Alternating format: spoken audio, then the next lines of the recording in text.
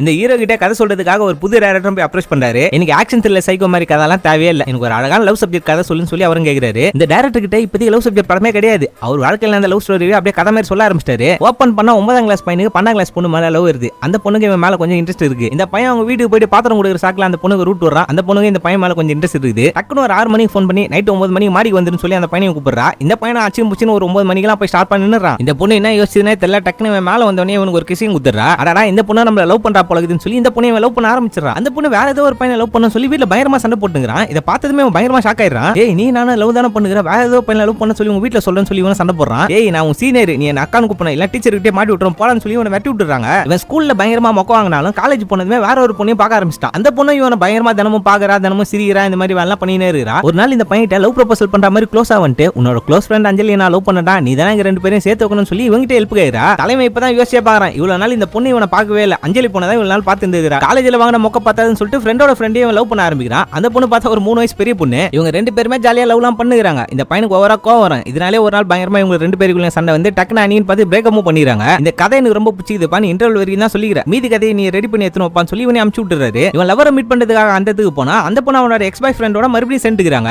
இந்த பொண்ணு கிட்ட யூஎஸ் சிட்டிசன்ஷிப்காக தான் இந்த பையனை லவ் பண்ண மாதிரி ஆக்ட் பண்ணிருக்கான். இந்த விஷயம் அந்த பொண்ணுக்கு தெரிஞ்சதுக்கு அப்புறம் மறுபடியும் அவனை பிரேக்கப் பண்ணி விட்டுறா. இவங்க 2 பேரும் பண்ண எல்லா தப்பையுமே ஒருத்தர் புரிஞ்சுக்கிட்டு அவங்க 2 பேரும் கடைசியா சேர்றாங்க. அப்படியே இந்த படத்தையும் எடுக்கிறாங்க, அப்படியே இந்த படத்தையும் முடிகிறாங்க.